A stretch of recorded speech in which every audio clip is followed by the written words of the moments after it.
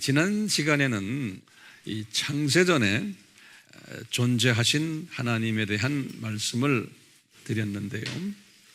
오늘은 그 창세전에 3위로 계신 하나님의 부분을 우리가 좀 심도 있게 좀 공부를 하려고 그래요. 이 창세전에 하나님이 존재하셨다라는 그러한 말씀이 성서에 어디에 있습니까? 이렇게 이제 물어볼 때 우리가 대답하는 선구들이 있어요. 그 선구가 첫째가 요한복음 17장 5절의 말씀이에요. 그러니까 이 말씀을 잘 기억해 주시길 바라요. 이 말씀은 예수님께서 성만찬 끝나시고 이 아버지와 제자들이 보는 데서 대화하시는 장면이에요. 그래서 우리가 그것을 유명한 요한복음 17장이라 그래요. 이 요한복음 17장은 예수님이 아버지와 대화를 하시는 장면이에요. 언제 대화하셨나? 이 말씀은 성만찬 직후에. 이렇게 이제 꼭 알아두시길 바라요. 거기에 아주 유명한 말씀들을 많이 하셨는데 그 중에 이제 한 유명한 말씀이 5절의 말씀이에요. 예수님께서 이런 말씀하셨잖아요. 아버지와 나와, 그때 나와 하는 것은 33세의 완전한 인간이 되신 예수님의 나예요. 제자들이 상당히 놀랬죠. 이 말씀을 이제 제자들이 듣고는요. 제자들은 항상 이런 생각하고 있죠. 유대인들이기 때문에 구약의 그 여호와 이분을 제자들은 예수님으로 보지 않고 성부 하나님으로 생각하고 있었던 거예요. 유대교는 그렇게 생각해요. 지금도요.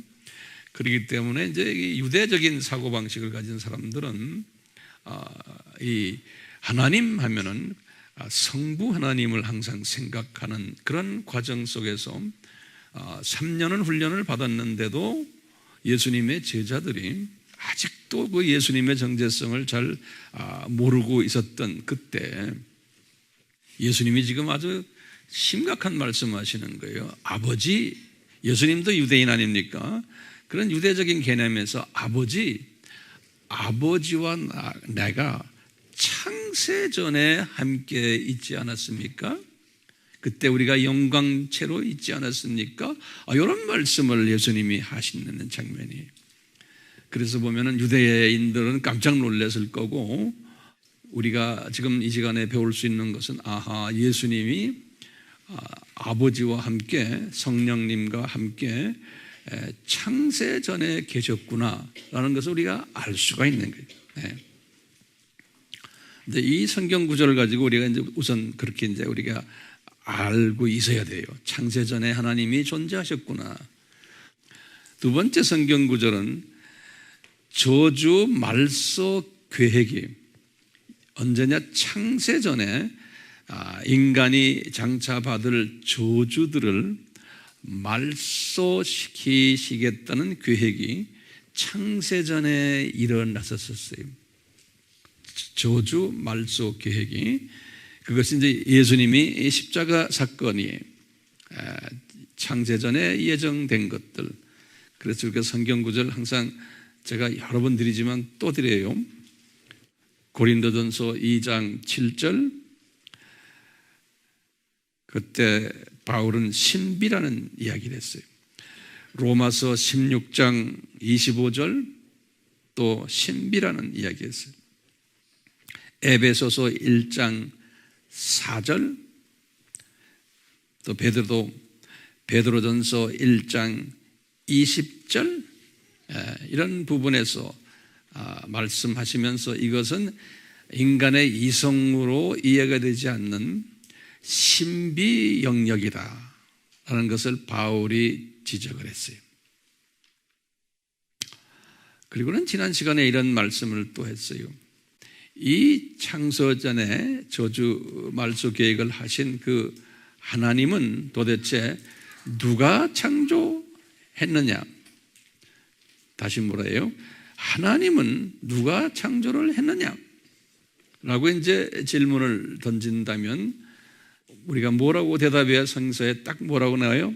하나님은 모세에게 말씀하셨어요. 출애굽기 3장 14절에 나는 피조물이 아니다. 나는 스스로 있는 분이다. I am who I am. 이렇게 말씀하셨어요.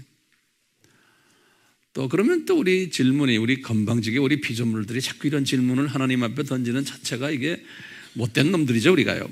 이런 의심을 자꾸 하는 이 자체가 큰 죄예요. 그렇지만 우리가 우리 주변의 못된 피조물들에게 이 하나님의 정체성을 알리기 위해서 우리가 지금 이렇게 공부하는 거예요. 내 자신도 중요하지만. 그러니까 알고만 있어갖고는 아무 의미가 없어요. 나누셔야 돼요. 지난번 질문에 그랬어요. 그렇다면 이 삼위 하나님은 어디에 계셨는가? 그럴 때 우리는 뭐라고 대답했어요? 삼층천 낙원에 계셨다. 창세 전에, 창세 후에도, 그리고 지금도. 자, 이제 그러면 이제 오늘 계속해서 던질 수 있는 질문이 뭐냐면, 그렇다면 이 창세 전에 계셨던 하나님이 어떤 모습으로 계셨는가? 어떤 모습으로 계셨는가? 이렇게 또 우리가 이제 건방지게 한번 질문 던져보는 거예요. 그러면은 우리가 이제 성서 속에서 배우는 것이 삼위 모습으로 계셨다라고 우리가 이제 이렇게 배워왔어요. 삼위 모습으로. 영어로는 three persons, 그래, persons. 이제 영어로는 그렇게 되어 있어요. three persons. 그러면 성서에 어디에 구체적으로 이 삼위의 모습으로 계셨나? 또 이렇게 우리가 또 질문을 구체화해서 한번 열어보는 거예요. 이 질문을 던져보면은, 그러면은 뭐라고 대답해요, 여러분들? 그럼 성서에 어디에 딱 삼위 모습으로 계셨다라고 우리가 말할 수 있어요? 어디? 여러 군데 있죠? 첫째, 그 이름 속에서 우리가 알 수 있는 거예요. 첫째, 한번 적어 놓으세요. 이 우리가 섬기는 하나님, 우리 개신교에서는 하나님이란, 왜냐하면 유일한 한 분의 하나님이라는 의미에서 이제 하나님 하는데요. 로마 가톨릭에서는 하느님이라고 그러죠. 이제 그분들은 하늘에 계신 분, 이런 측면에서 하느님 이렇게 하시는데, 어떤 게 더 멋있는 이름 같아요? 하나님의, 왜냐하면 유일한 가시기 때문에. 하늘에 계신 분은 보편적인 의미에서 타종교의 신도 하늘에 있다라고 볼 때, 그렇기 때문에 로마 가톨릭이 타종교까지 나중에 수용하는 그런 우를 범하게 됐어요. 그래서 우리는 하느님이라는 단어보다는 하나님으로 해야 돼요. 자, 우리 그 하나님, 한국말로 되어 있는 하나님이 창세기 1장 1절에 처음 등장해요. 창세기 1장 1절에 하나님이 천지를 창조하셨다, 이런 말씀 우리 알죠? 이때 하나님은 우리 공부했죠. 영어로는 God이라는 표현 썼어요. God이라는 표현. 그런데 이 구약은 유대어로 되어 있기 때문에, 히브리 말로 되어 있기 때문에 히브리어로는 뭐라고 그랬죠? 엘로힘. 이제 알아도 다시 적으세요. 히브리 말로 엘로힘, 이렇게 되어 있어요.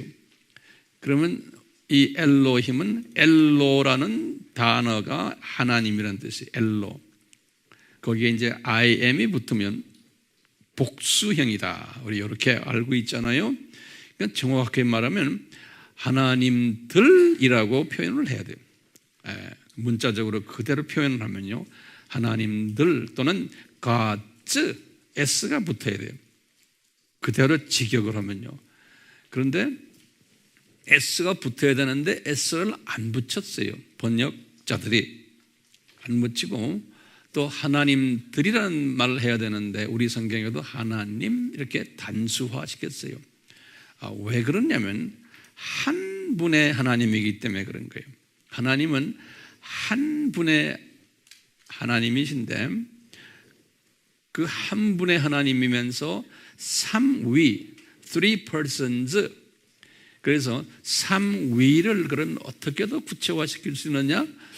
이제 신학자들이나 전문적으로 이제 이 문제에 대해서 고민하는 분들은 이 위를 인격체로 이렇게 번역하는 게 우리의 이해가 좀 쉬워져요.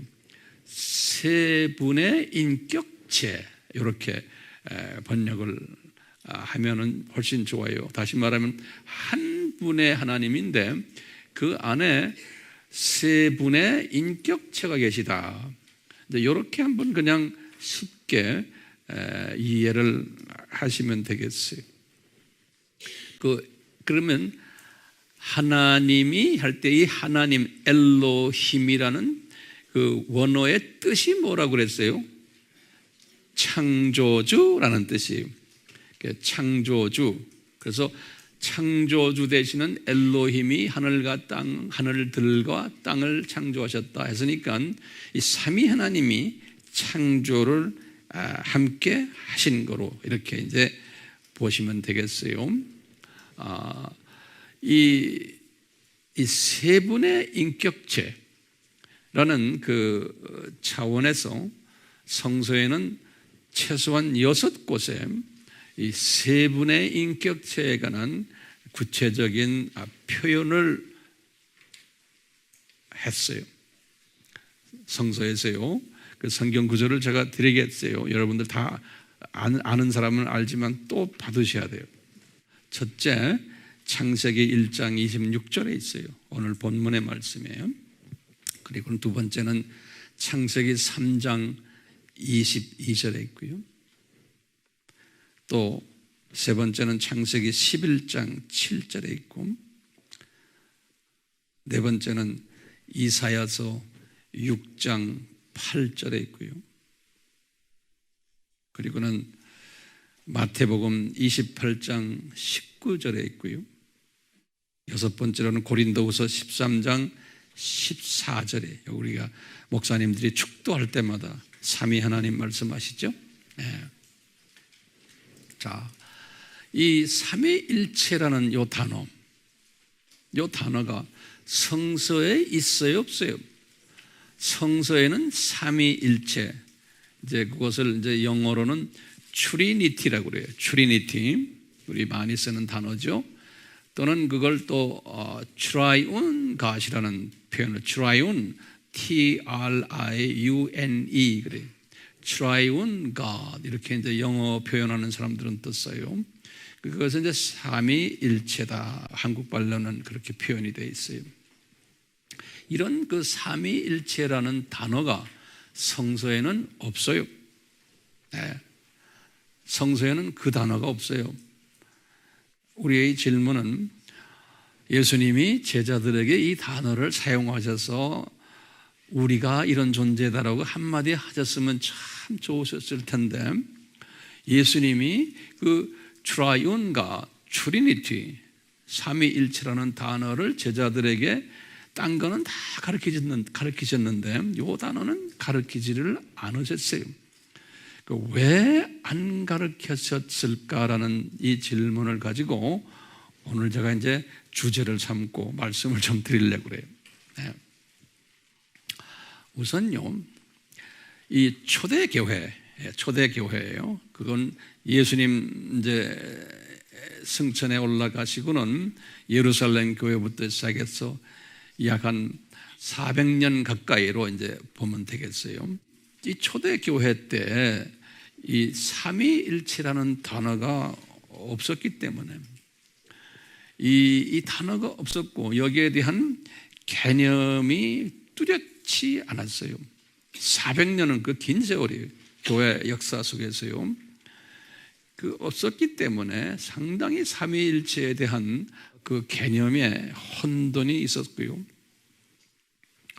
정돈하지 못했기 때문에 교회 안에서 나타난 여러 가지 문제들이 있어 왔었어요. 심각한 문제들이요. 요 학설 때문에. 그러면 이제 우리가 일반적으로 이렇게 이제 대답을 해요. 그 400년 동안에 말씀이 없어서 그렇다. 다시 말하면 성서가 없어서 그렇다. 라고 이제 혹자는 말할 수가 있어요. 그런데 그게 아니에요. 성경은 이미 있었어요. 그 당시에. 첫째, 구약 성경은 언제 한 권으로, 단권으로 되어 있냐면 주후 90년이에요. 주후 90년에 유대인 학자들이 우리 욥바라는 데 있죠. 이스라엘 지도에서 욥바에서 텔아비브라고 생각하시면 돼. 한 20km 남쪽으로 이제 내려가면은 얌니야 우리 발음이 좀 쉽지 않죠. 얌니야라는 조그마한 그 도시에서 유대인 학자들이 모여가지고 구약을 단권화 시켰어요. 주후 90년에. 그래서 그것을 정경이다 그래요. 캐논이다. 그래서 캐노나이즈가 됐다 이렇게 보시면 돼요. 그러니까 이것이 이제는 정경이다. 진짜 하나님의 말씀이다 라고 이제 만든 것이 주후 몇 년이에요? 주후 90년에 만들었어요. 그러니까 구약은 있었던 거예요. 벌써부터 초대교회에서부터요. 그 전에도 있었지만 이게 단권으로 딱 우리가 지금 말하는 몇 권이 39권. 거기에도 또 외경까지도 좀 포함되어 있지만 그냥 39권으로 알고 계시면 돼요. 그리고요, 이제 예수님의 승천 이후에 예루살렘 교회부터 시작해서 성경이 있었어요. 바울이 쓴 책들이 첫 성경이 언제예요? 갈라디아서 주후 49년이죠. 그러면서 바울이 계속해서 쭉 썼잖아요. 순교 전까지. 순교 직전에 쓴 바울의 책이 뭐예요? 67년에 디모데 후서예요. 성경이 많았어요. 마태복음 주후 50년에서 52년, 또 누가복음 주후 60년에서 62년, 그 사이에 많은 복음, 또 요한복음은 훨씬 뒤고요. 마가복음은 64년 정도 썼고, 요한복음은 한 68년, 69년에 썼고, 어쨌든 1세기 때 성경들이 있었어요. 그래서요, 1세기 때 하나님의 말씀이 그러면 어떻게 기독교인들에게 전파됐느냐? 첫 번째는 뭐냐면 구전으로, oral tradition으로, 영어로는 oral tradition, 말로써 구전으로 하나님의 말씀이 이렇게 전파됐어요. 첫 번째는요. 두 번째는 어떻게 전파되느냐? 지금 말하는 조각 문서들이에요. 조각 문서들. 이게 복음서들도 다 조각으로 되어 있었던 거예요. 갈라디아서, 데살로니가 전후서, 로마서 다 조각으로 되어 한 단권으로 안 되어 있었어요. 그걸 조각 문서들이라 그런다고요. 네. 그 다음에 이제 세 번째로는요, 과거에 공식 자료들이 있었어요. 또 이런 기독교에 관한 여러 가지 또 이 역사적인 자료들, 전통이 적혀 있는 자료들, 이런 모든 것들이 다 조각조각 있었어요. 이 세 가지 부분을 신학자들이 뭐라고 부르냐면 Q 문서라고 그래요. Q document, Q라는 영어로 Q요. Q. 이게 뭐냐면 독일말로 쿠엘레라는 단어를 쓰는데, 쿠엘레의 자세한 것은 사복음서 제 책을 보시면 돼요. 거기다 자세하게 설명했으니까요. 쿠엘레라는 그 독일 말이에요. 쿠엘레 도큐멘트라고 그래요. 이게 신학적인 용어들인데요. 이 쿠엘레라는 독일 말이 뭐냐면 resource란다. resource, 다들 잘하면 자료. 그래서 이 Q 다큐멘트를 이 세 가지를 보는 거예요. 구전에 의한 다큐멘트, 두 번째는 조각 문서들, 세 번째는 여러 가지의 공식 자료들. 그래서 이렇게 해서요, 벌써 초대 교회에 구약 성경이 있었고, 그 다음에 뭐예요? 이 Q 다큐멘터리 다 있었어요. 그 400년 동안에. 있었는데도 이분들이 이 삼위일체에 관한 그 개념을 잡지를 못했어요. 다른 것들은 어느 정도 정돈이 됐는데, 그래서 이제 신약도 이제 조각으로 되다가 언제 단권이 됐어요? 397년이에요. 우리가 지금 가지고 있는 이 신약이요, 397년에 오늘날 투니시아라는 북아프리카의 리비아 바로 옆에 있는 투니시아의 카르타고라는 도시에서 카르타고 여기가 이제 제3차 카르타고 공의회라고 그래요. 이 투니시아에서요, 여기에서 신약을 정경화시킨 거예요. 27권을. 그리고 이제 로마 가톨릭에서는 나중에 거기다가 또 보태서 외경들 더 집어넣었어요. 그러니까 397년이에요. 그러니까 400년으로 보면 돼요. 그러니까 이 마지막 400년 거의 끝날 때쯤 돼서 신구약이 완전히 완성이 된, 이렇게 됐는데도 삼위일체에 관한 그 개념을 이 교회 안의 리더들과 신학자들이 잡지를 못했어요. 이 400년간은 제가 이제 부르기를 삼위일체에 대한 혼돈 기간이다, 이렇게 한번 보시면 돼요. 혼돈, 삼위일체에 관한 혼돈 기간이에요. 근데 우리 오늘 본문에도 알다시피 삼위일체는 이미 창세 전에 하나님이 삼위일체의 모습으로 계셨거든요. 지금 제가 창세전 이야기를 계속하고 있어요. 지금 이 시리즈가 지금요. 그런데도 이 400년 동안 이 교회의 리더들과 신학자들이 삼위일체를 잡지 못했어요. 그 대표적인 5개의 교단들이 뭐였던가요? 그 대표적인 교회가 나중에는 교단이 되어버렸어요. 예루살렘 교회. 나중에는 이제 예루살렘 교회는 지금은 별로 그냥 유명무실하게 되어버렸지만, 그 당시에는 예루살렘 교회가 리더예요. 두 번째, 애굽 콥틱 정교회예요. 콥틱이라고 그러죠. COPTIC,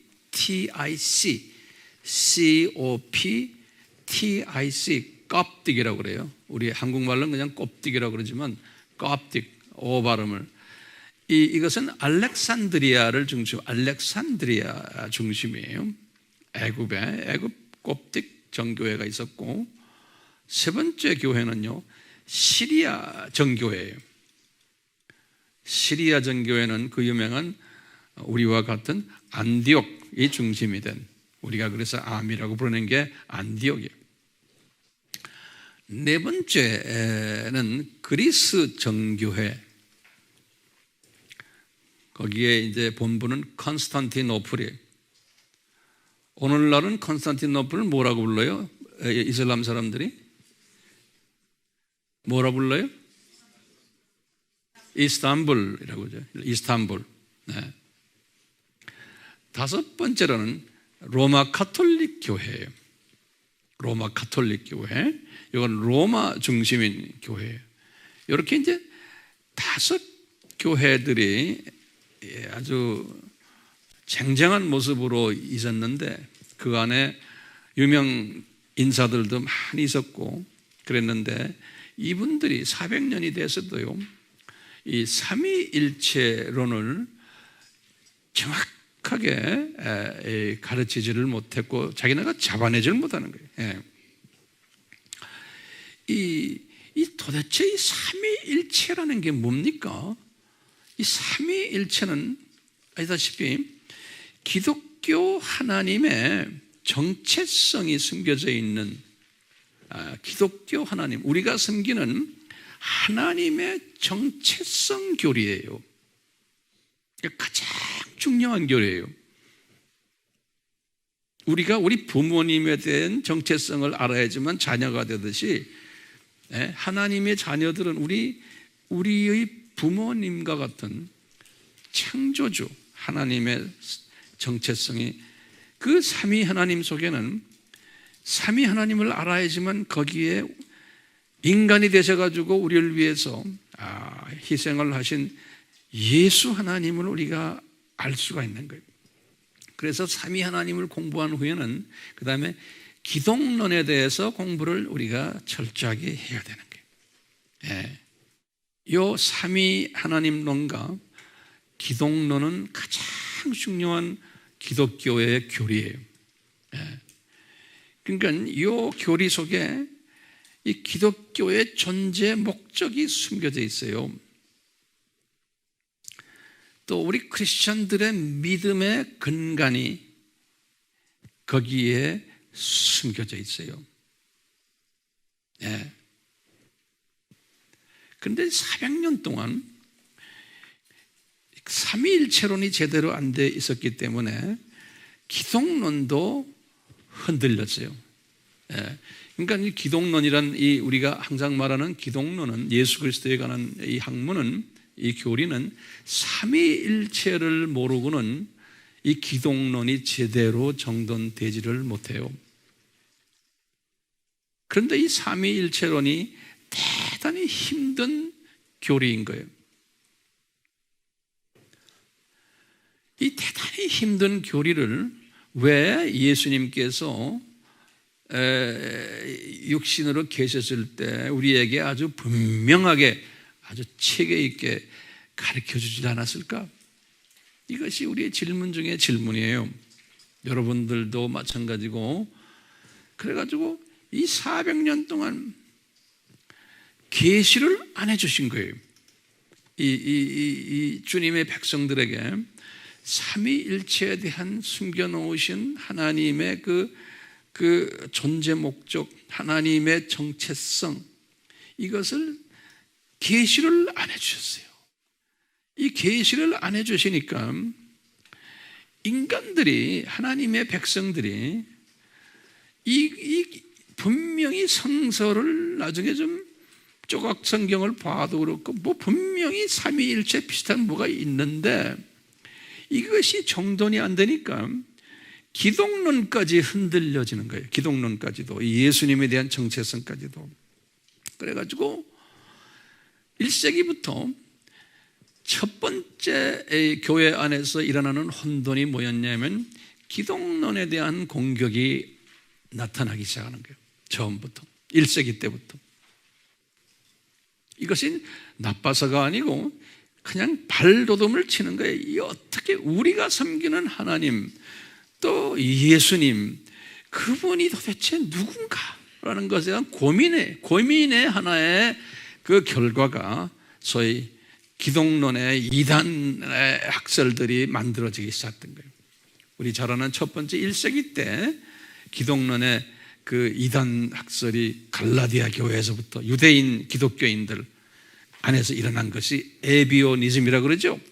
우리 다 공부했죠. 알아도 또 적으셔야 돼요. 에비오니즘이란 기독교인들 중에, 유대인 기독교인들 중에서 일어난 거예요. 어떻게 저 인간으로 오신 예수가 하나님이 될 수 있느냐? 하나님은 성부 하나님 한 분이신데 이분들도 이 삼위 하나님에 대해서 아직까지 정돈이 안 되니까 성부 하나님만 하나님으로 생각하는 그런 크리스찬들이었어요. 그 당시에 유대인 크리스찬들이. 그래서 에비오니즘이라는, 에비우스라는 사람 중심으로 돼가지고, 이 말은 뭐냐면 예수님은 사람이 100% 사람이었지 하나님이 아니었다라는 그러한 가르침이 에비오니즘이에요. 이 에비오니즘이 일어나니까 교회 안에서 또 다툼이 일어나기 시작한 거예요. 왜? 성서에 보면은 예수님이 하나님이라는 이야기가 나오는데 당신은 이게 왜 또 이런 말 하느냐? 그래가지고 그 반대로 나온 또 학설이 도케티즘이라고 그러는 거예요. 도케티즘. 우리 다 이제 공부했어요. 도케티즘. 도케오라는 단어는 그리스 말로 it looks like, 이렇게 보인다. it appears to be, 이런 모습으로 보인다라는 말이 도케오라는 말이에요. 그러니까 예수님이 사람처럼 보이지만 사람이 아니다. 그분은 100% 하나님이다 라고 완전히 에비오니즘과 반대되는 학설이 또 그 안에서 나온 거예요. 그걸 도케티즘이라고 그래요. 예. 그러니까 교회 안이 혼돈스럽겠어요? 안 혼돈스럽겠어요? 1세기 때부터 한쪽은 예수님이 100% 사람이다, 또 한쪽에서는 예수님이 100% 하나님이다. 이래가지고 막 왜 이런 일들이 나올까요? 삼위일체론이 정돈이 안 되면 이런 일이 나오게 되는 거예요. 삼위일체론이. 예. 오늘날도 이것이 그대로 다 적용이 돼요. 그러다가 이제 2세기에 들어와 가지고는 소위 그 당시에 유명한 철학 사상이 1세기 때부터 시작했지만 영지주의라고 그러죠. 그노스티시즘.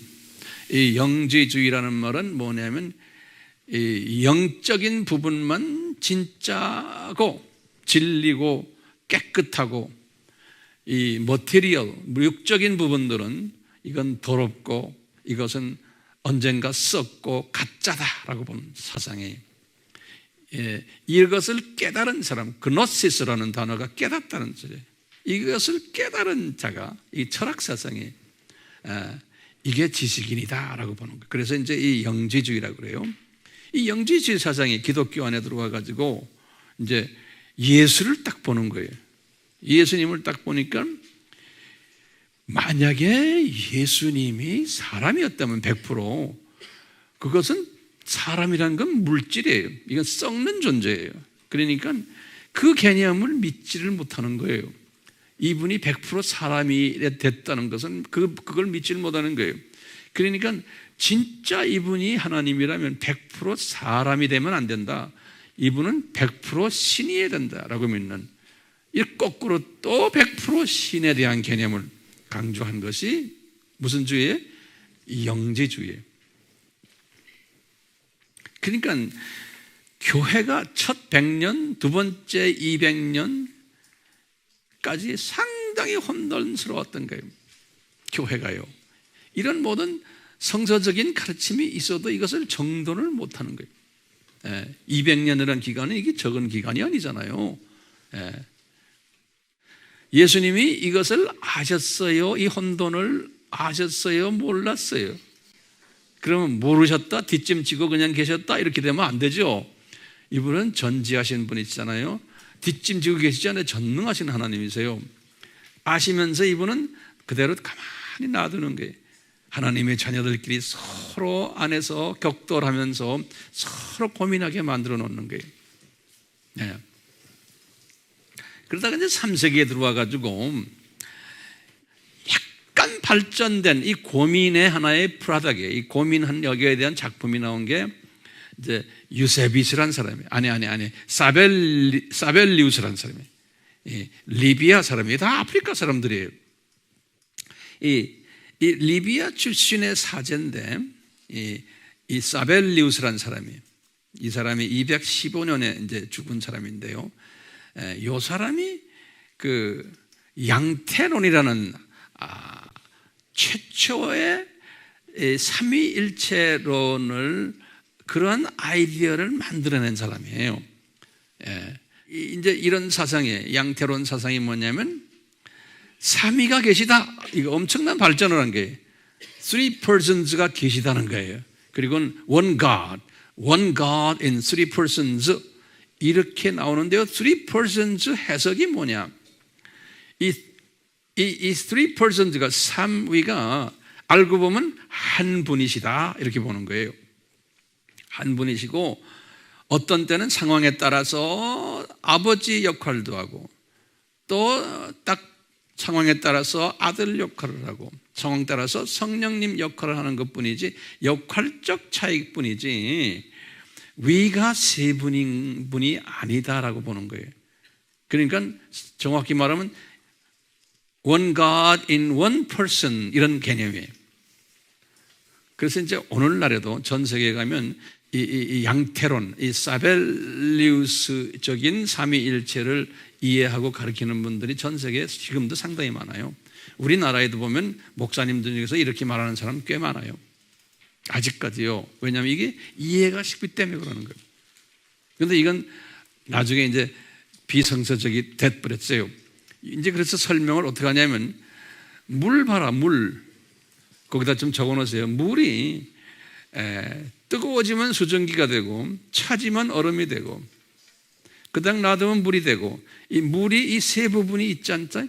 같은 물인데 상황에 따라서 그렇게 변해진다는 거예요. 이런 이야기 들었어요? 못 들었어요? 들었죠?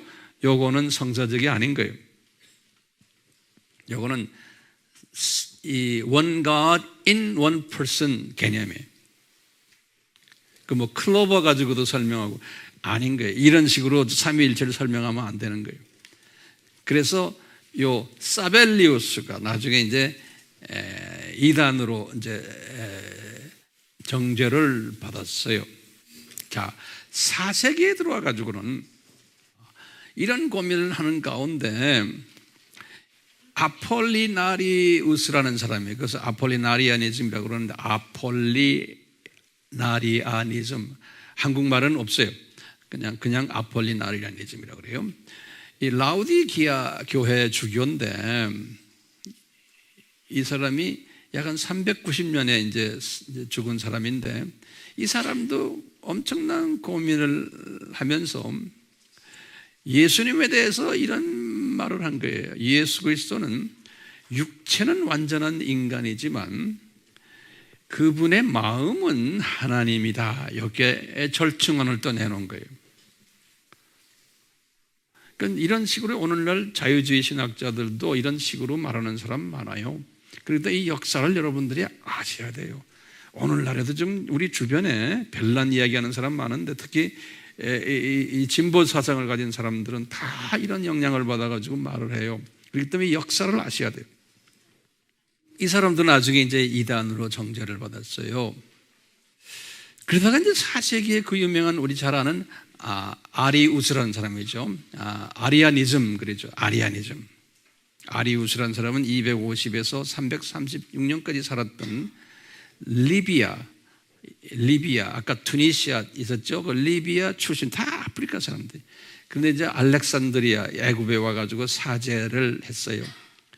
나중에는 이분이 이 컨스탄티노플 거기 가서도 이제 이분이 사역을 하고 많이 국제적인 인물이에요. 이 사람은 유명한 사람이에요. 그렇기 때문에 오늘도 이 사람의 사상을 가진 사람들이 여호와의 증인이라고 제가 말씀했죠. 여호와의 증인만이 아니고 이 사람의 사상을 많이 가지고 있는 기독교인들이 소위 기독교인들이에요. 상당히 많아요. 이 사람은 어디서부터 사상이 흘러나왔냐면요. 아주 오리겐이라는 사람이 있어요. 이것도 우리가 기독교인들은 이 사람 이름 잘 알아야 돼. 유명한 신학자예요. 오리겐. 이 사람도 애굽 사람들이에요. 180에서 254년대 살았던 아주 이 기독교가 이제 좀 자리매김이 시작할 때쯤 되면 이때 그 제일 유명한 신학자 중에 한 사람이에요. 이 사람의 신학 사상이 나중에 이제 350년, 400년 가까이 돼가지고 어거스틴이라는 사람한테 넘어갔어요. 그 사람이 로마 가톨릭의 신학을 만든 분이에요. 어거스틴이. 이 어거스틴이라는 사람들이 오리겐 사상을 다 이렇게 받은 사람인데 이 오리겐은 어떤 사상을 가졌냐면 예수님은 성부 하나님보다 적은 능력을 가진 낮은 지위에 계신 분이다라고 이제 이 오리겐이 나름대로 소화한 거예요. 이 삼위일체를 아직까지 잘 소화를 못하니까 요 사상을 이 시리아 저 북쪽의 안디옥이에요. 이 사람은 지금 북아프리카 쪽, 애굽 쪽에서 가르치는 사람이에요. 시리아의 종교의 그 신학자, 유명한 신학자가 루시안이라는 사람이에요. 루시안 또는 루치아노라고 이렇게 부르는 사람인데요. 요 사람이 전수를 받았어요. 요 오리겐의 사상을. 요 사람은 240에서 312년대 사람인데, 그래서 이제 갑자기 시리아 전교회가 요 루치아노 사상, 다시 말하면 오리겐 사상이에요. 이게 뭡니까? 성부 하나님이 성자 하나님보다 더 크시다. 이런 그 사상을 가지니까요. 요 사상을 가지다가 나중에 발전돼 가지고 이 루치아노가 무슨 사상을 받냐면 예수님은 하나님이 아니다 라는 사상까지 발전을 시켰어요. 그러니까 조그만 시작이 잘못되면 이렇게까지 가는 거예요. 예수님은 하나님이 아니다. 그러니까 이분들의 고민을 우리가 엿볼 수 있죠. 예? 이 엄청난 고민, 이 고민을 하는 걸 예수님이 쫙 들여다보고 계셨어요? 안 계셨어요? 방관해서 아니에요. 다 보고 계시는 거예요. 이 피조물들이 하나님의 자녀들의 중에서도 소위 신학자라는 사람들이, 사상가라는 사람들이 머리를 굴리고 해서 지금 소화하는 게 여기까지 좀 온 거예요. 그래서 이 루치아노가 그 당시에 거기 참 유명한 인사가 좋은 선생님이 돼가지고 그럴 때 알렉산드리아에서 아리우스라는 사람이 학생으로 그 위에 올라갔어요. 그래갖고 이 루치아노에게서 사사를 받았어요. 그래가지고 이분이 딱 보니까 아리우스가 예수님은 100% 인간이시구나, 아버지만 하나님이시구나 라는 딱 아이디어를 가지고 이 사람이 자기 어운 신학을 아리아니즘이라고 그래요. 만들어냈어요. 만들어내가지고 이 사람이 이것을 전 로마 제국에 다 퍼뜨렸어요. 이 아리우스가. 아까 말했지만 예루살렘 교회, 알렉산드리아 교회, 시리아 교회, 컨스탄티노플 교회, 로마 교회까지 쫙 퍼뜨렸어요. 그래가지고 전 로마 제국의 기독교가, 그 당시 기독교는 거기밖에 없었기 때문에 이 아리아니즘에 빠져버린 거예요. 다시 말하면 예수 그리스도는 사람이다 100%. 이분은 하나님이 아니다. 성부 하나님만 하나님이다라는 사상이에요. 이런 가운데 313년 우리 잘 아는 컨스탄티누스 황제가 뭐 했어요? 기독교를 공인한 거예요. 313년. 기독교를 완전히 자기네 국교로 만든 것은 380년이죠. 데오도시우스 황제가 했는데 380년에 이건 기독교를 공인한 게 313년에 이렇게 했는데 이분이 딱 기독교에 들어와 보니까 이 황제가 로마 제국이 복잡한 거예요. 그 안이 특히 요 아리아니즘 때문에 복잡한데 요 아리아니즘이 잘못됐다고 꼭 또 들고 나오는 하나님의 숨겨놓은 종이 또 있게 마련이죠. 거기에 대해서 항상 나머지 사람들은 그냥 좋은 게 좋고 나쁜 게 대개 보면 그렇잖아요. 그래도 항상 거기서 딱 뛰쳐나오는, 영어로 말하면 outspoken 하는 사람이에요. 그러지 말고 우리 한국말로 하면은 뭐라고 말하면 돼요? 바른 말하고 의의에 강한 사람들, 이런 사람 꼭 있는 거예요. 그게 이제 아타나시우스라는 사람이에요. 여기에 알렉산드리아, 이 애굽 koptic 정교의 아주 유명한 분이지, 아타나시우스라는 사람이에요. 296년에서 373년에 살았던 분이에요. 이분이 자기 지역 안에 이 아리우스가 이런 짓 하는 걸 보고 이분이 강하게 아리우스를 공격을 하는데, 이 아리우스가 하도 세력이 커가지고 아리우스를 뒤에서 미는 교권자들이 엄청나게 많아가지고 잘못하면 아타나시우스가 엄청난 위험 속에 빠지게 되었어요. 이 교회 정치라는 게 그런 거예요. 그래서 아타나시우스가 매도 맞고 또는 귀향도 가고 어려움을 많이 당하면서 주님께서 이 아타나시우스를 이렇게 세워놨어요. 세워놔서 나중에 이제 컨스탄틴 황제가 이 문제, 자기가 지금 기독교를 공인해놨는데 이게 지금 기독교 안에 이 문제, 이 아리우스파가 너무 많아가지고 기독교 로마 제국 안에 한 절반인 거예요. 절반이 아리우스파, 절반이 비아리우스파. 그러니까 이 황제 입장에서는 이 교통 정리가 안 되는 거예요, 로마 제국에. 그래서 이제 이분이 아타나시우스에게 야, 니네 교구에 있는 이 아리우스가 이렇게 골치 썩이는데 너 좀 문제 해결해라. 그래가지고 이 아타나시우스 중심으로 컨스탄틴 대제의 그 힘을 받아가지고 그 유명한 니케아 공의회가 열린 거예요. 325년에 니케아 공의회가 첫 공의회죠. 325년이에요. 거기다 지금 4대 공의회를 한번 적어보세요.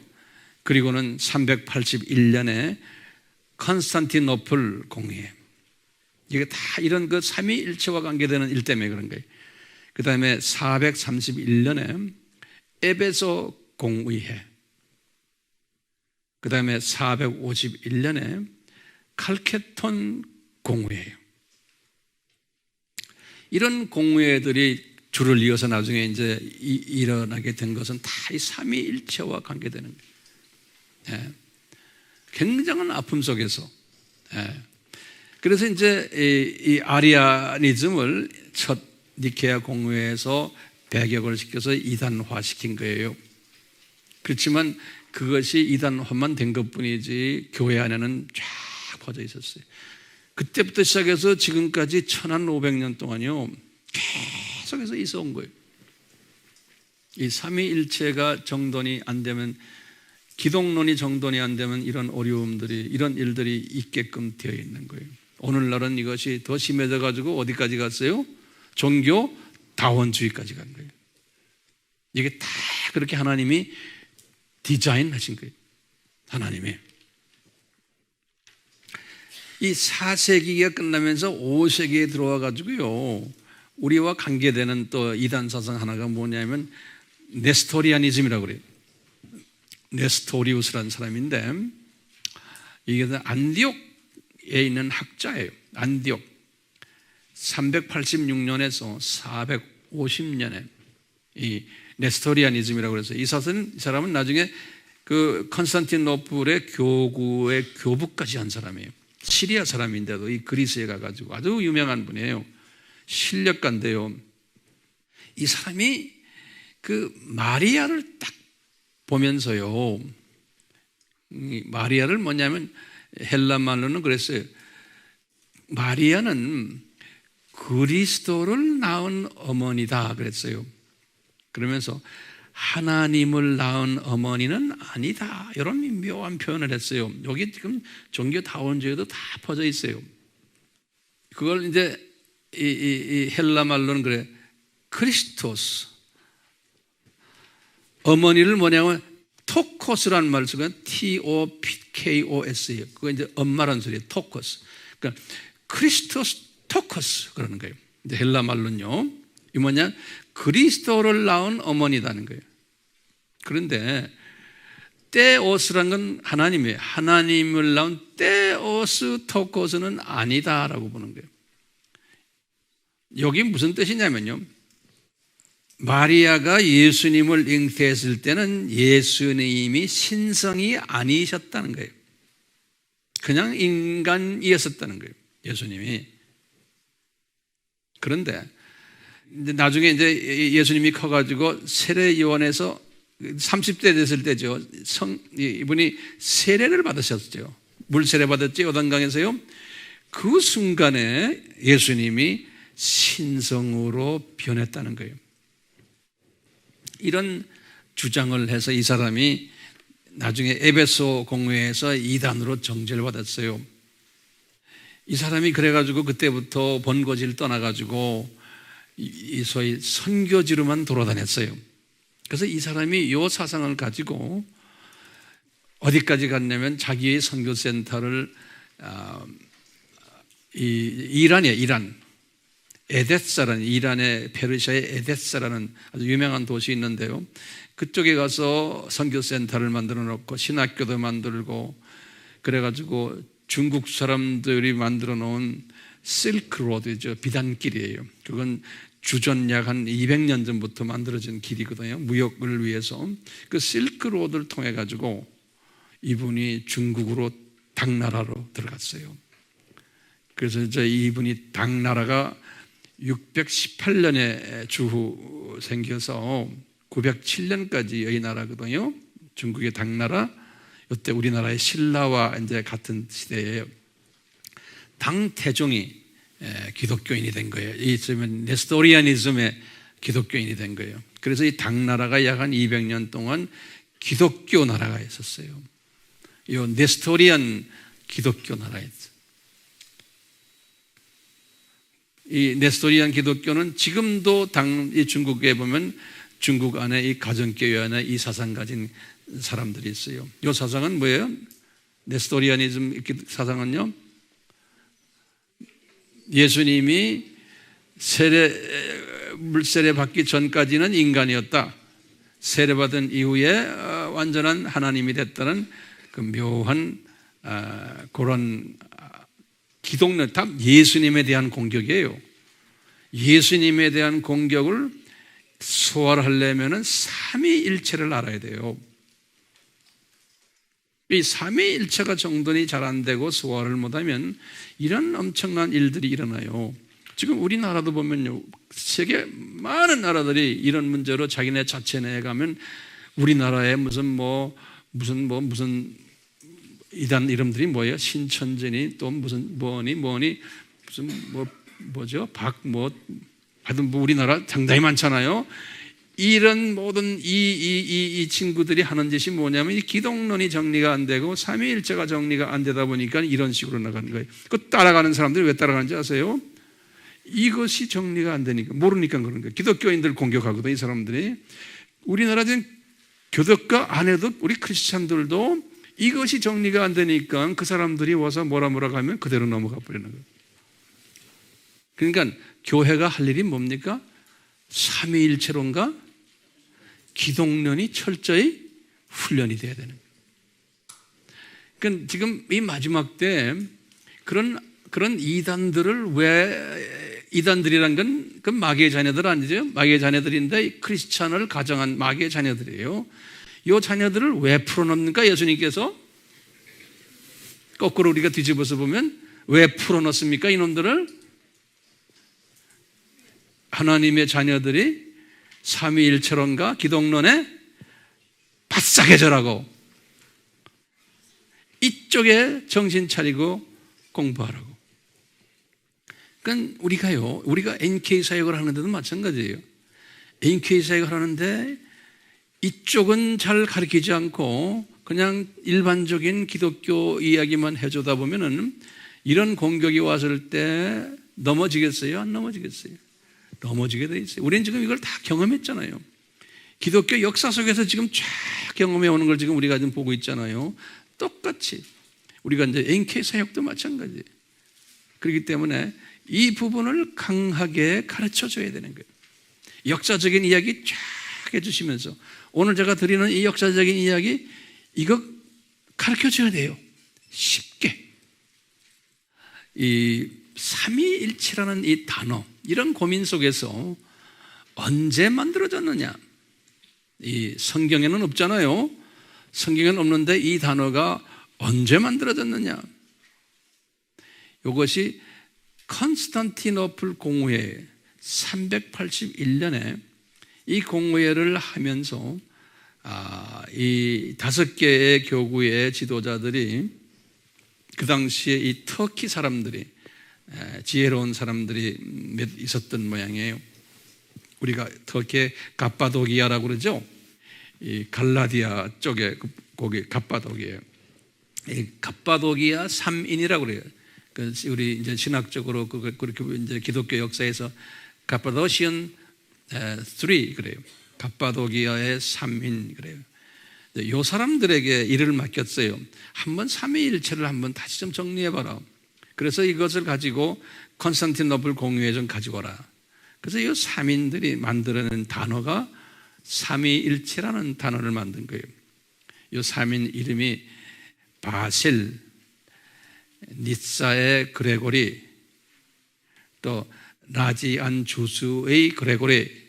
라지안 주스라는 도시 이름이야. 니사도 도시 이름이고 그레고리, 바실 이렇게 세 사람이 여기 자세한 건 내 책에 보면 다 나와요. 이렇게 해서 삼위일체라는 용어가 나와가지고 이때 이 컨스탄티노플 공회에서 이 용어가 참 좋다. 그래서 이걸 공식화했어요. 이걸 채택을 했어요. 이 삼위일체의 교리와 그 이름을. 그래가지고 정확하게 이제 마지막 공회 칼케톤 공회 451년에 이것을 공포했어요. 공포해서 이후부터 어느 기독교 교회나 교단이나 개인이 이 삼위일체, 자기네가 지금 만드는 삼위, One God in Trinity, Three Persons, One God in Three Persons, 이것을 부인하는 자들은 이단이라고 정죄하기로 결정한 거예요. 그때부터 시작을 해서, 그러니까 그게 언제 451년이에요. 이때부터 시작을 해가지고 이 지금 5교회 알죠? 이 5교회가 이 삼위일체를 공식적으로 자기네 정식 교리로 만들어 놓은 거예요. 그리고 삼위일체에 대항하는 어떤 교리도 다 이단이라고 정죄하기로 했어요. 그래서 그것은 지금까지 이어지고 있어요. 지금까지 이어지는데 신기하게도 예수님께서 마태복음 24장 감남산 설교에서 예수님이 재림 전에 어떤 일이 일어날 것인가 여러 가지 쭉 설명을 했죠. 이 산고가 있을 거다 예수님이 그러셨어요. 산고를 birth pain이라고 그러죠. 또는 헬라 말로는 오딘이라는 단어, 오딘 그래요. 그 산고라 그러는데 이 산고는 벌써 아담이 딱 죄를 짓는 순간에 아담의 와이프가 이미 산고를 하도록 하나님이 디자인하셨죠. 창세기 3장 16절에 그부터 모든 일에 좋은 뉴스가 나오기 전에는 꼭 산고를 곁도록 했어요. 이 피조물 지금 이 7000년 이 세상은.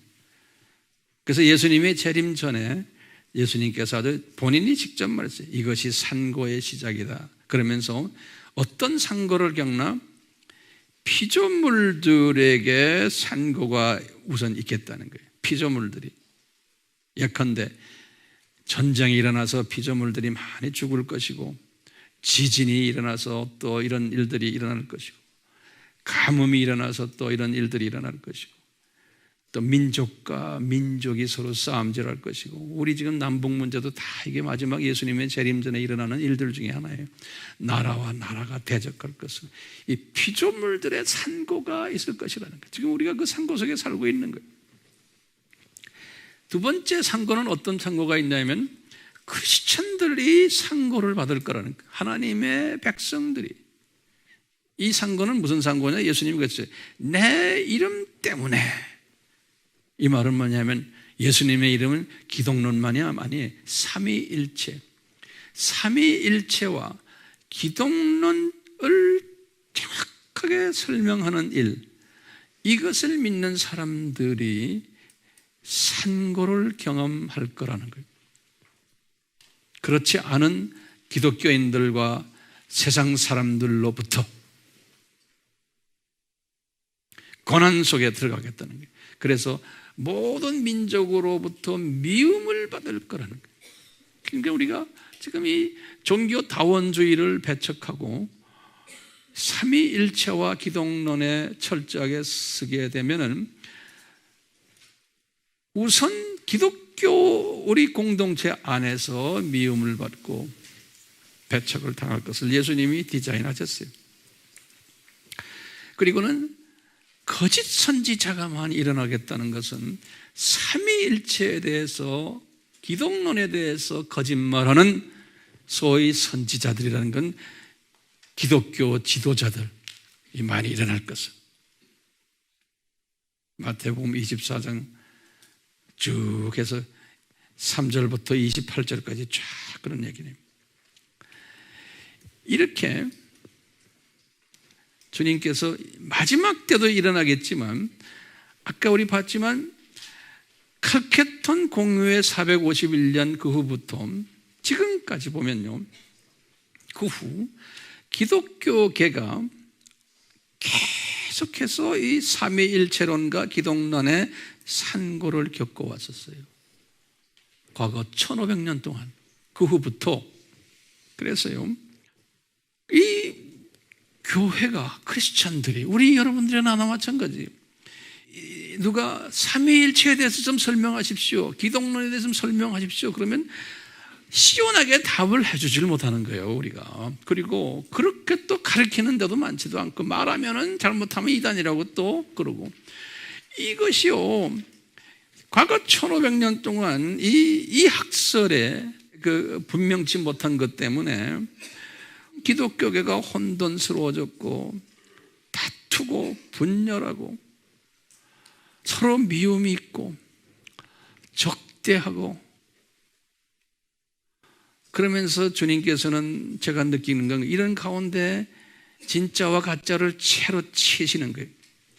그래서 진짜를 걸러내셨어요. 과거 1500년 동안 보면 진짜를 걸러내보다 보면 조금만 소수예요. 보물단지가 소수만 딱 남아요. 우리 광산에 금강에 가도 보면요, 그러니까 진짜 보물들이 이 삼위일체와 기독론을 소중하게 여기고 이것을 또 가르치고 전수시키고 하면서 지금까지 쫙 이어온 것이 기독교 역사예요. 기독교 역사가 그렇게 해왔어요. 아까도 우리가 질문 던졌지만 왜 예수님이 제자들에게 직접 쉽게 이 삼위일체론과 기독론을 설명을 안 해주셨나? 이게 우리의 질문 중에 하나예요. 그렇다면 그 다음에 왜 사복음서에서 이 부분을 삼위일체, 기독론 이렇게 해서 정확하게 짚어가지고 설명을 좀 쉽게 쫙 해주시면 될 텐데 전혀 사복음서에서도 안 했어요.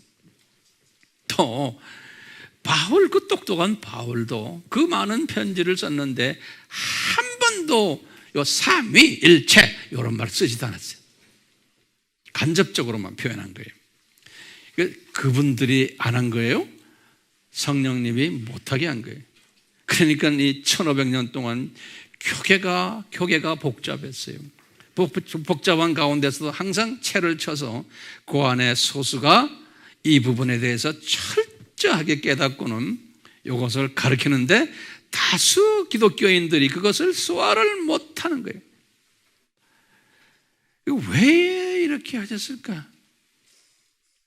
분명히 우리 아까 봤지만 창세기 1장 26절에 우리라는 표현 쓰시고 6가지로 쭉 상세히 보여줬고, 나중에 우리가 알다시피 축도할 때도 삼위 하나님을 이야기하고 다 하는 거예요.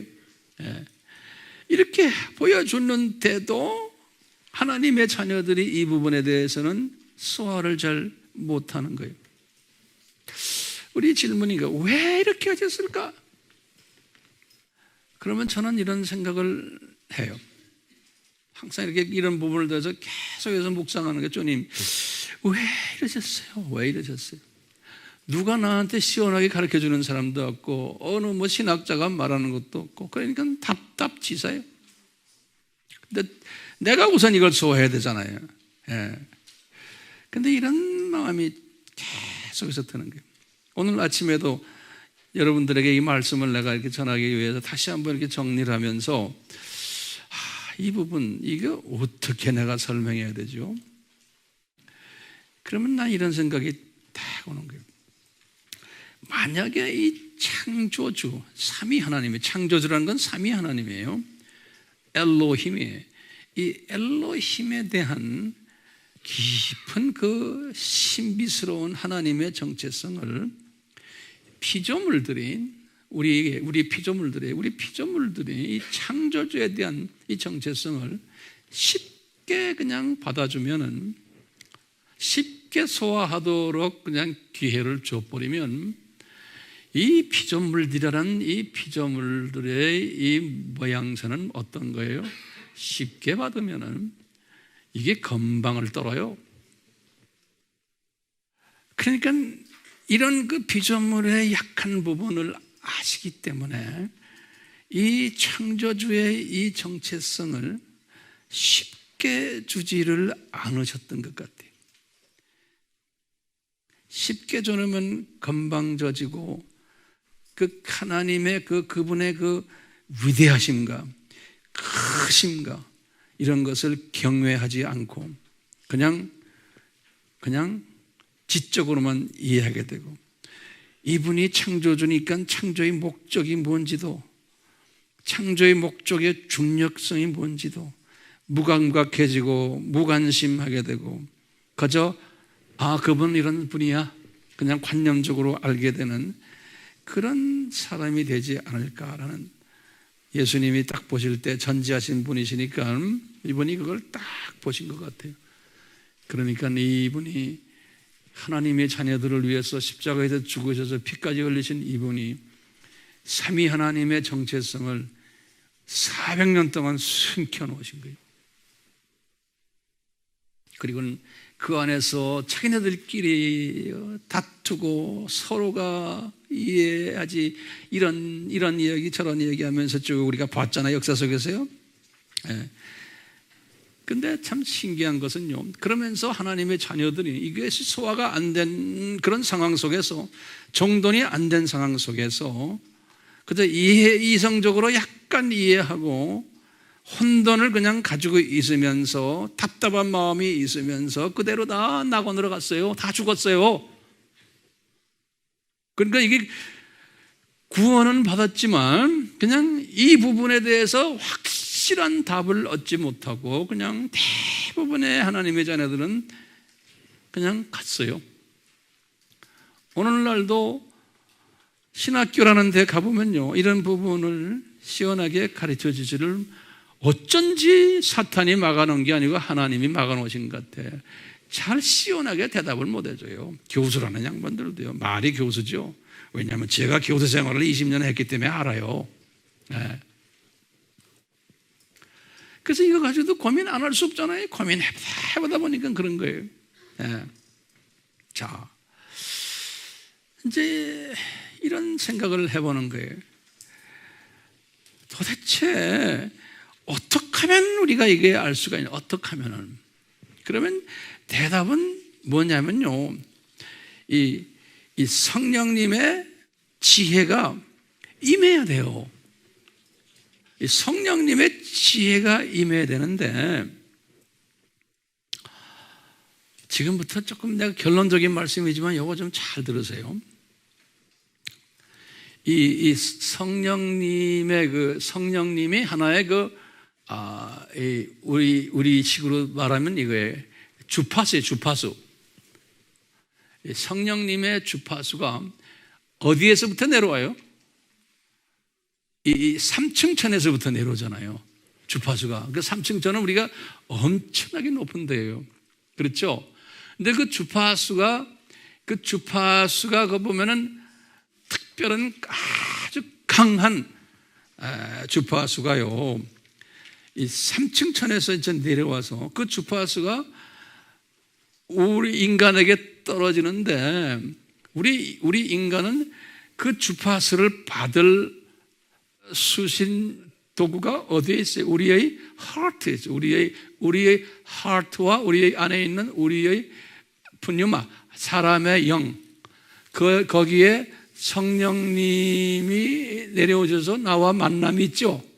그러니까 우리 여러분들은 다 성령님이 내 마음, 내 영과 연합된 존재들인 거 아시죠? 그렇죠? 그러니까 우리가요, 하나님의 주파수를 받을, 소위 말하면 수신 시스템이 돼 있는 거예요. 이 주파수를 받으려면 수신기가 있어야 돼요. 수신기가.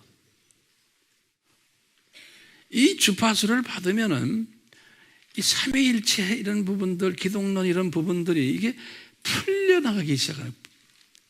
근데 우리가 하나님의 자녀들은 구원을 받아서 이 수신기가 다 이쪽에 우리한테 있지만, 저 위에서 내려오는 이 주파수, 강한 주파수와 나와의 이 만남이 있어야 되는데, 그 부분이 약할 때는 그게 잘 안 되는 거예요. 그래서요, 한번 이런 생각을 한번 해보세요. 우리 뇌, 머리, 브레인, 뇌 과학자들의 말하는 걸 보면요, 이 인간의 뇌가 5가지 종류의 주파수로 되어 있다는 거예요. 인간의 뇌가 인간의 뇌가 첫 번째는 뭐냐면요, 그분들이 만들어낸 거예요.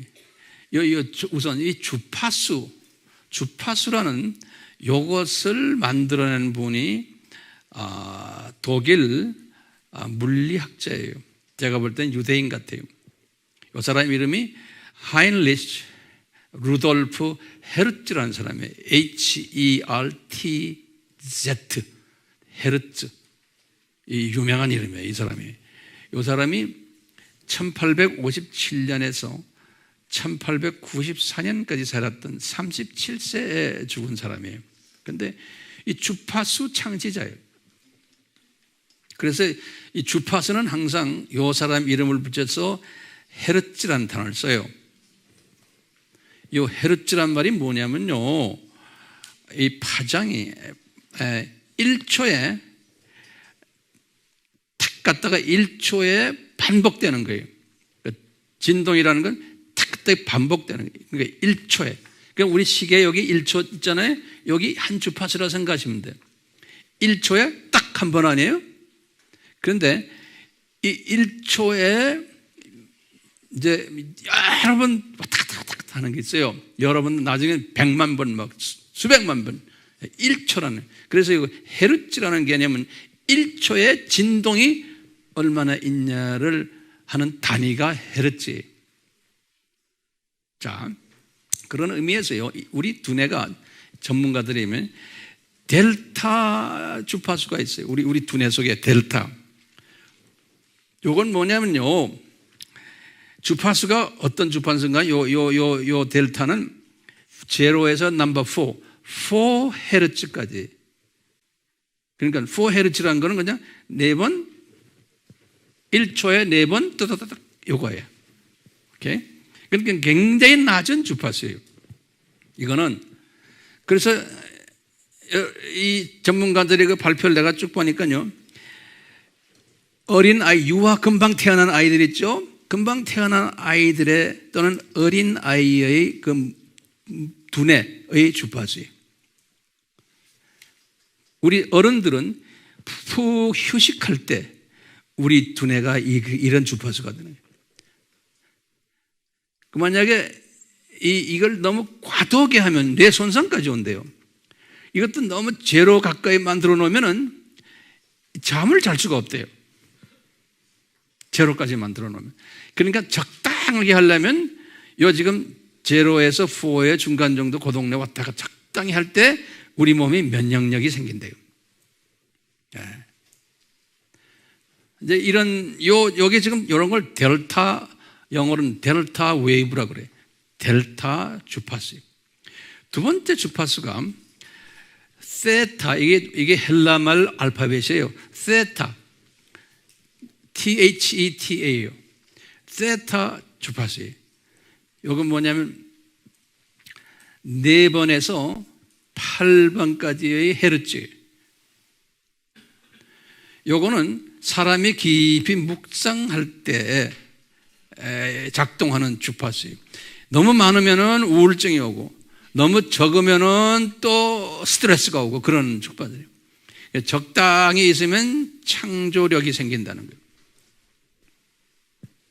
세 번째 주파수가 알파 주파수라고 해요. 8에서 12헤르츠. 요거는 너무 많으면은 집중력이 없어지고, 너무 적으면은 스트레스가 오고, 적당히 있으면은 창조력이 생기면서 안정해진다는 거예요. 알파가. 그 다음에 베타 주파수는 12에서 40헤르츠. 과도하면은 스트레스가 오고, 적으면은 인지력이 감소되고, 적당히 있으면은 인지력이 증가한다는 거예요. 그러니까 사람의 이성, 우리 이런 그 지식, 지혜, 이런 것들이. 그래서 이 심리학자들은 요거를 적당히 좀 올리기 위해서는 커피를 마셔라 그러는 거예요. 커피 먹으면, 그래서 우리가 커피가 이렇게 많이 팔리는 모양이에요. 네, 이 베타 주파수 때문에. 마지막으로 감마 주파수가 있어요. 이건 40에서 100인데요. 이 감마 주파수도 너무 많으면 스트레스가 오고 적으면은 또 우울증이 오고 적당히 하면은 이 학습력이 올라간다는 거예요.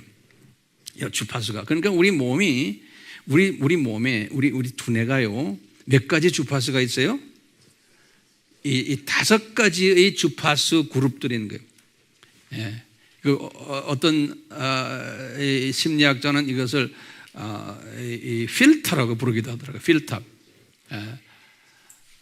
그러니까 이것을 잘 관리하는 거예요. 그러니까 우리 두뇌도 주파수에 의해서 이게 관리가 되는 거예요. 주파수에 의해서. 제가 지금 요 이야기하는 이유가 있어요. 보시면 지금 우리가 이런 주파수 있는데 우리가 다 이 공기 1층천이에요. 이 공기에도 보면 주파수가 엄청나게 많은 거예요. 첫째 보면 그다 좀 적어보세요. 우리 AM 라디오, 우리 라디오도 AM 있죠. 제가 그래서 KBS 제1 AM 라디오를 한번 쫙 열어봤어요. 열어보니까 그 주파수가 얼마냐면 711 K헤르츠예요. K헤르츠라는 건 K는 1000단위예요. K헤르츠. 그러니까 거기다 1000을 더 집어넣는 거예요. 그러니까 이 주파수가 꽤 센 거죠.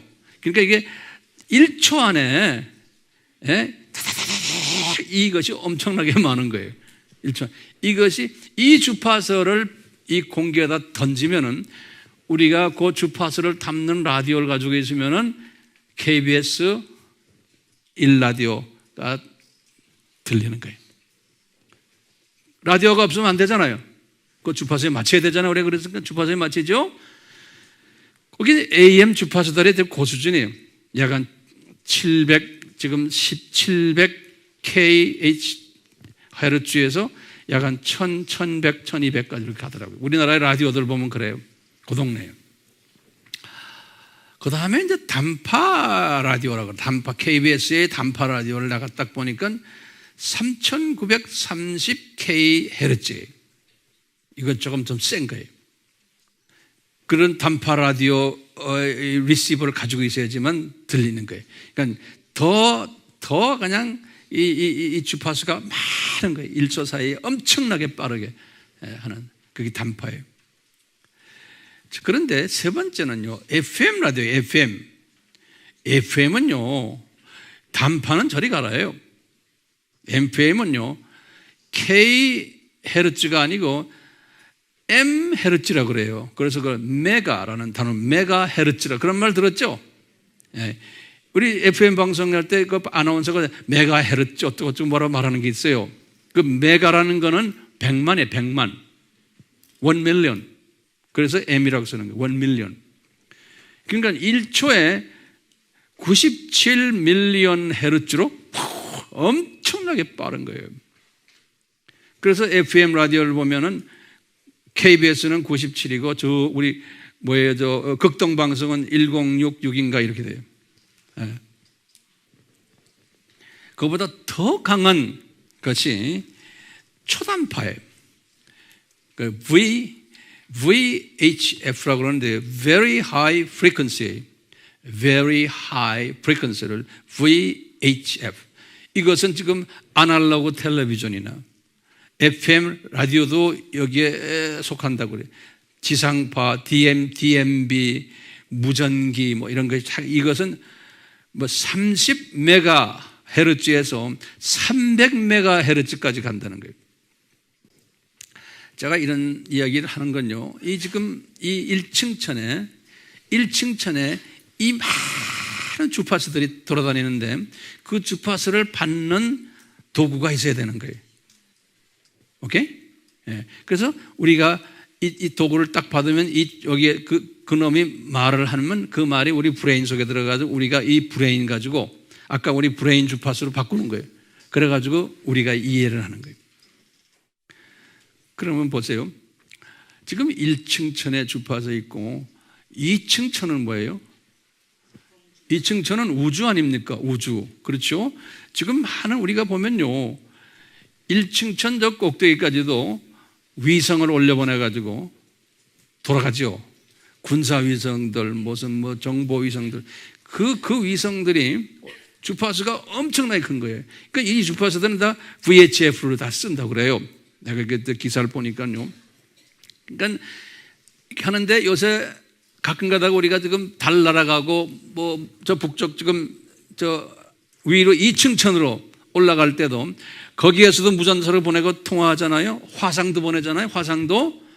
그게 가능해요? 안 가능해요? 가능한 거예요. 주파수로 다 되는 거예요. 왔다 갔다 왔다 갔다. 그러면서 수신기가 있는 거예요. 이층천까지는 영계도 보면은 사탄의 영이 지배하고 있는 거예요. 그렇죠? 그렇지만 3층전은 사탄의 영이 가요? 못 가요? 3층전은 그건 성령님만 운행하는 주파수 동네예요. 그 성령님이 내리시는 주파수는 이 파장이 엄청나게 큰 거예요. 메가 그런 헤르츠로 내려올 거 아니에요? 근데 우리가 그 성령님의 있어요? 그 성령님의 주파수를 담는 수신기가 우리한테 딱 있는 거예요. 악령의 자녀들은 악령의 그 보내는 주파수에 수신기가 있고, 그렇죠? 근데 성령님의 그 주파수가 강하기 때문에 이 성령님의 주파수를 담고 있는 우리는, 그걸 수신하는 우리는 악령의 주파수 같은 거는 우리에게 오질 못해요. 우리에게 영향을 못 주는 거예요. 제가 이런 말씀하는 이유는 우리가 지금 삼위일체론에 대해서 다음 시간에는 더 자세히 내가 설명하겠지만 오늘은 서론적인 측면인데요. 왜 하나님의 자녀들인데 소수만 이 삼위일체의 이 신비를 받을 수 있었고 다수의 하나님의 자녀들은 이 수신기는 있는데 왜 그걸 받지를 못할까? 왜 소화를 못할까? 내가 볼 때는 수신기는 있지만 그 주파수가 여기까지 오도록 아마 디자인을 안 하신 것 같기도 하고 또는 약하게 보내셨던가. 같은 하나님의 자녀들이지만. 자, 그러면 어떤 사람이 강한 주파수, 성령의 주파수를 우리가 받아서 이런 지혜를 가지게 되고 하늘의 신비를 깨닫게 되고 이 삼위일체의 신비를 깨닫게 되고 기독론의 신비를 깨달을 수 있을까요? 그러면 답은 간단해. 은혜가 임해야 돼. 같은 하나님의 자녀인데도 은혜가 임해야지만 그분에게, 여러분들에게 이 강한 성령님의 초월적 능력의 주파수가 우리에게 다 임하면서 우리가 이 눈이 확 뜨게 되는 거예요. 눈이 탁 열리면서 우리의 지금 두뇌의 이 5가지 그 프리퀀시가 역동을 하면서 우리로 하여금 이해를 하게 하는 거예요. 은혜 차원이죠. 그러니까 이분의 그 강한 주파수가 우리에게 와서 비춰줘야 되는 거예요. 비춰줘야 돼요. 네. 그래야 내가 같은 하나님의 자녀인데 영의 눈이 쫙 떠져서 이 깊은 하나님의 이 신비의 이 비밀을 내가 보게 되고 깨닫게 되고 나중에 우리가 천국에 올라가면 다 알게 되지만 이 세상에 사는 동안은 이 강한 주파수의 도움이 필요한 거예요. 이것을 주님 나에게 이 주파수를 던져주세요. 던져주세요. 갈급한 심령이 있어야 돼요. 갈급한 심령. 이 갈급함이 있을 때 성령님께서 움직이기 시작하세요. 같이 기도합시다. 예수님, 저희들에게 이런 깨달음을 주시니 감사합니다. 우리의 삶 속에서 날로 우리 모두에게 더욱 이 깨달음이 깊어지고 높아지고 넓어지고 길어지도록 은혜 위에 은혜를 베풀어 주시옵소서. 지금 이 시간은 예수 그리스도의 무한하신 은혜와 하나님 아버지 극진하신 사랑하심과 성령님의 끊임없이 가르쳐 주심과 또 깨닫게 하심과 순종케 하심이 우리를 떠나지 않기를 예수님의 이름으로 간절히 축원하옵나이다. 아멘.